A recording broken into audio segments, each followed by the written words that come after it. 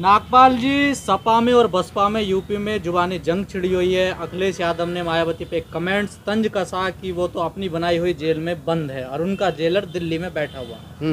ये जुबानी जंग बहुत तेजी से सोशल मीडिया पे आपस में लोग भिड़ रहे हैं। कैसे देख रहे हैं जुबानी जंग को?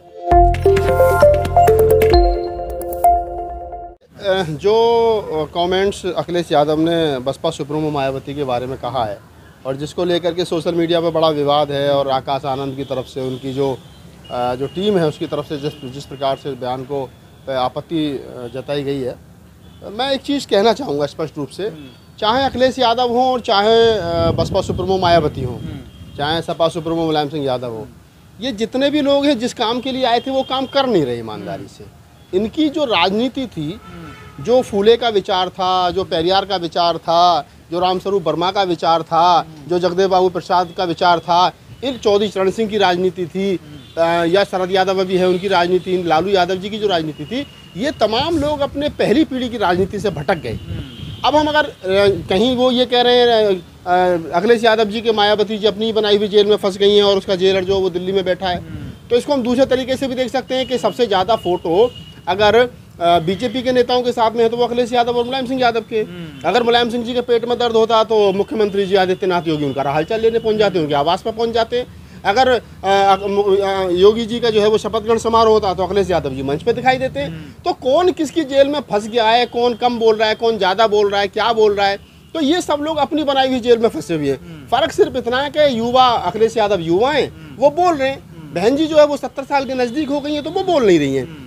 बहन जी के जैसा भी पीछे हम देखें कि राष्ट्रपति के चुनाव में आप चले जाइए तो देखेंगे कि वो जो बीजेपी का जो समर्पित उम्मीदवार था, और चाहे वो राष्ट्रपति का हो चाहे उपराष्ट्रपति पद का हो, दोनों को समर्थन दिया है।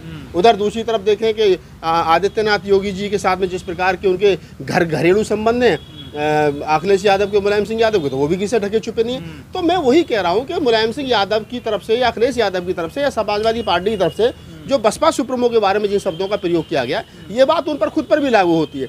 और मैं दोनों को यही सलाह दूंगा कि जिनके घर शीशे के हों वो दूसरे के ऊपर पत्थर नहीं फेंका करते। तो अखिलेश यादव जी खुद अपने आप में झांक करके देखें, तब कहें कि वो कितने मिशनरी हैं, तब कहें कि वो कितने क्या नाम है अपनी राजनीति को समझ रहे हैं, तब कहें कि वो जिस लोहिया की बात करते हैं, जिस लोहिया के विचार पर समाजवादी पार्टी खड़ी है, तो क्या वो राम के वंशजों के साथ क्यों खड़े हैं। तो ये पता चलेगा आपको कि ये चाहे समाजवादी पार्टी हो चाहे बहुजन समाज पार्टी हो, ये एक दूसरे की टांग खींच रहे हैं। जिनकी टांग इनको खींचनी चाहिए उसकी टांग नहीं खींच रहे हैं, उससे दोनों डर रहे हैं। और उससे डर, मैं एक उदाहरण हमेशा देता हूँ और फिर दे रहा हूँ कि जब तक यूपी विधानसभा का 2022 का चुनाव नहीं हुआ था, तब तक सब परशुराम की मूर्ति लगवा रहे थे। बहन जी भी कह रही थी हम 100 फुट ऊंची मूर्ति लगवाएंगे, अखिलेश यादव भी कह रहे थे परशुराम की 100 फुट ऊंची मूर्ति लगवाएंगे। अरे भाई, परशुराम की मूर्ति तुम लगवाओगे क्यों? तुम्हारा मतलब क्या है परशुराम से? लेकिन विचारधारा दोनों की एक है, जिनसे लड़ना चाहिए तो उससे नहीं लड़ रहे हैं। और ये मनुवाद के चक्कर में दोनों फंसे हुए हैं। अखिलेश यादव भी फंसे हुए हैं, तेजस्वी क्या नाम है मायावती जी भी फंसी हुई हैं, निकल नहीं पा रहे हैं। अखिलेश यादव निकलने के लिए झटपटा रहे हैं, बहन जी ने झटपटाना ही बंद कर दिया। बस दोनों में फर्क इतना है, फंसे हुए दोनों हैं। सीबीआई सवाल ये है, 2019 का जो गठबंधन हुआ और उसके टूटने के बाद पहली बार अखिलेश ने बहन जी पर हमला बोला है। अखिलेश यादव अब तक जितना मैं समझ रहा हूँ वो इस चक्कर में साल से वो हाँ, मैं वही कह रहा हूँ। अखिलेश यादव अब तक इस चक्कर में थे कि हो सकता है 2024 में दोबारा बसपा के साथ गठबंधन हो जाए, दोबारा समाजवादी पार्टी, आरएलडी और कांग्रेस चारों लोग एक मंच पर आ जाएं। लेकिन बसपा की तरफ से जिस तरीके का हाल चल रहा है और बसपा ने जिस तरीके से कहा है कि उनके यहाँ संभावनाएं गठबंधन की है नहीं, तो अब अखिलेश यादव को भी लग गया है कि जब गठबंधन की संभावनाएं नहीं बची हैं तो फिर मैं ही क्यों क्या नाम है दुश्मनी दिखाने में, दुश्मनी करने में कसर क्यों छोड़ूं। तो उन्होंने भी वही बहन जी वाला रास्ता अपना लिया, जो बहन जी ने देखेंगे। बहन जी ने, आप विधानसभा चुनाव में चले जाइए 2022 के में, कि ना बहन जी का पूरा भाषण आप उठा करके देख लीजिए। पूरे भाषण में वो 70% अखिलेश यादव पर बरसती थी, समाजवादी पार्टी पर बरसती थी, 15% जो है 10% कांग्रेस पर बरसती थी और 20% या 15% जो बीजेपी पर बरसती थी। तो जिस पर बरसना चाहिए था बहन जी उस पर नहीं बोल रही थी, जिस पर नहीं बोलना चाहिए था उस पर बोल रही थी।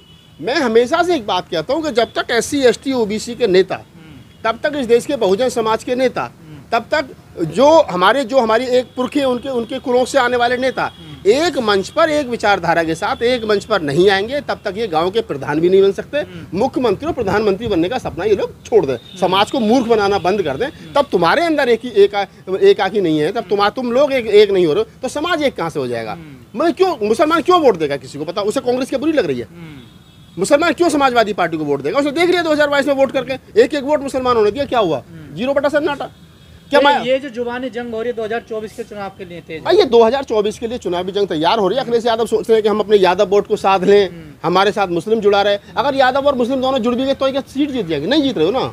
उधर मायावती के साथ में अगर मुसलमान जाटवाद भी चाहते हो कि जीत जाओगे, नहीं जीत रहे हो भाई। रास्ता वही है, फॉर्मूला वही है मान्यवर साहब काशीराम का। जब तक आप बहुजन समाज नहीं बनाओगे, तब तक 6743 जातियों पर आप काम नहीं करोगे, तब तक कुछ नहीं होगा। एक दूसरे की टांग खींचते रहो।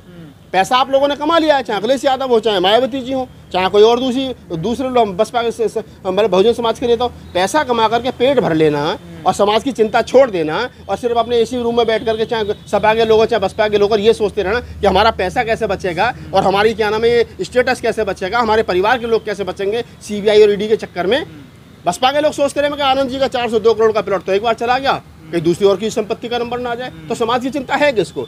ये बसपा के और सपा के लोग जितने हैं जो आपस में एक दूसरे की टांग खिंचाई कर रहे हैं, ये कुछ नहीं कर रहे, ये समाज को कमजोर कर रहे हैं। लेकिन अखिलेश यादव का जैसे ही बयान आया, आकाश आनंद ने उसे लगते हाथों ही ले लिया, लेकिन बहन जी ने थोड़ी देरी करी। वो अगले दिन बोले, लेकिन आकाश आनंद ने तुरंत ट्वीट कर दिया। आकाश आनंद का जहाँ तक सवाल है, आकाश आनंद बेचारे की क्या औकात है उसकी? 24 साल का लड़का है, राजनीति की ABCD की उसका पता है नहीं। बहन जी ने कहा उसको कि तू पहले बोल। ये बसपा की राजनीति के है। जब मान्यवर साहब काशीराम सक्रिय राजनीति में थे तो मान्यवर साहब काशीराम कम बोलते थे। वो बहन जी को कहते थे कि तू बोल, अगर कोई गलती हो जाएगी तो मैं कहता हूँ नहीं बच्चा गलती हो गई। तो ये वो सेम पॉलिसी है। आकाश आनंद नहीं बोले, आकाश आनंद से बुलवाया गया और इसलिए बुलवाया गया कि कल को कोई बात हुई तो कहते नहीं बच्चा कोई बात नहीं, माफ करो उसको, है। तो ये पॉलिसी है, यही तो राजनीति है। लेकिन आकाश आनंद ने ट्वीट करते हुए रामपुर वाले अंकल का जिक्र किया। हाँ, उसके पीछे क्या मकसद था? देखिए मैंने वो ट्वीट हालांकि पढ़ा नहीं, मुझे जानकारी नहीं क्या उन्होंने किया है, आपने बता रहे हो। तो रामपुर वाले अंकल हो या क्या नाम आजमगढ़ वाले चाचा हो, ये जितने भी हों, जब जो लोग अपना गढ़ नहीं बचा पा रहे, आजम खां का गढ़ था रामपुर साहब, नहीं बचा ना। अखिलेश क्या करता, आजम क्या नाम है आजमगढ़, नहीं बचा ना। अरे आप अपने घर में हार रहे हो यार, तुम्हें शर्म आनी चाहिए, तुम्हें डूब के मर जाना चाहिए चुल्लू भर पानी में। काहे की राजनीति कर रहे हो? कौन सी राजनीति कर रहे हो? सीखो बीजेपी के लोगों से, उनके यहाँ लोकतंत्र है, वो जानते हैं राजनीति कैसी होती है। वो जय श्री राम का नारे के साथ आए थे, जय श्री राम के नारे के साथ खड़े हैं। तुम जय भीम से खड़े शुरुआत की तो जय परशुराम पे आ गए। नकली होता भाई, असली नहीं बन सकता। नकली है, नकली। बसपा और सपा जय भीम के लिए, जय भीम से शुरुआत हुई थी, लालू सिंह यादव से शुरुआत हुई थी, जगदेव बाबू से शुरुआत हुई थी, पेरियार से शुरुआत हुई थी, और क्या नाम है लोहिया से शुरुआत हुई थी। कहाँ खड़े हो भैया? परशुराम पे खड़े हो।